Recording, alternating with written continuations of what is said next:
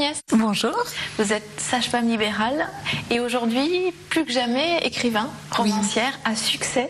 Vous êtes une femme très positive et pourtant votre vie n'a pas toujours été simple. Non, elle n'a pas été simple et c'est peut-être parce qu'elle n'a pas été simple que je suis devenue comme ça aussi. Alors votre vie a basculé. Ouais. Il y a quoi? Il y a plus de...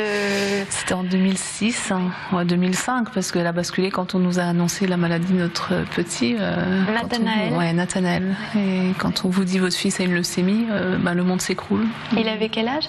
Il avait 4 ans et demi quand on a fait le diagnostic.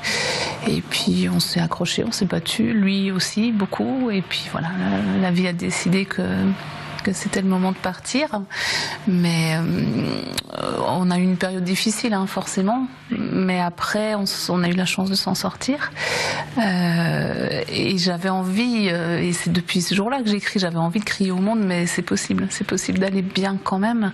Au moment de la maladie, vous avez commencé à écrire? Oui. Et ça vous aidait? Oui, ah oui, c'était vraiment thérapeutique. Hein. Dans écrire, il y a crier. Hein. On peut écrire, crier avec les lettres d'écrire. Donc c'était vraiment ça. Et de cette période-là, vous en avez quel souvenir?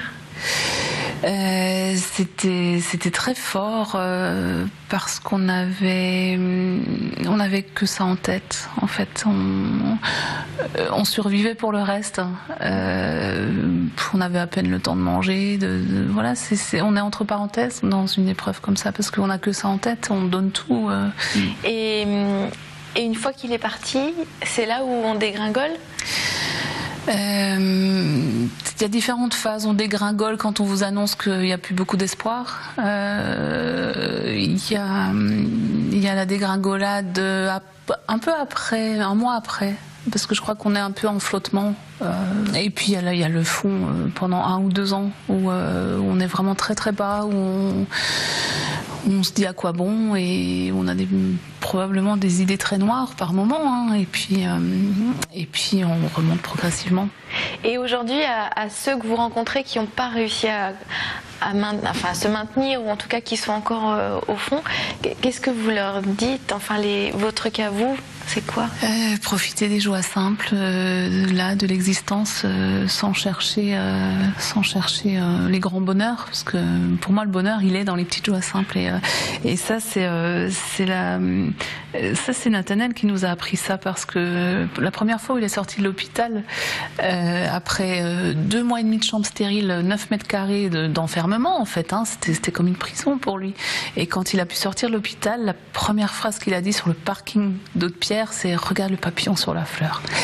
Et ça, c'est bon, j'en ai pleuré, hein, évidemment, même là c'est un petit peu émouvant de le dire, mais c'était ça, c'était les petites joies du quotidien, et c'est ça qu'il faut voir, c'est ça, c'est les sourires des amis, on va pleurer toutes les jours.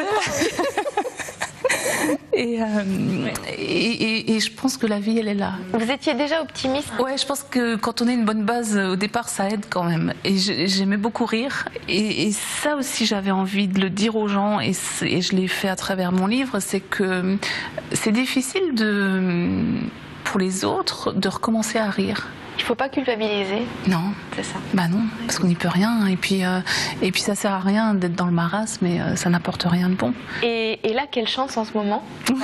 C'est vraiment... les livres s'enchaînent, et c'est vraiment des livres à succès. Ouais. Parce que c'est très positif. Il y a autour de vos livres ce positivisme que vous dégagez, vous le transmettez. J'aborde des thèmes qui sont durs et qui font peur.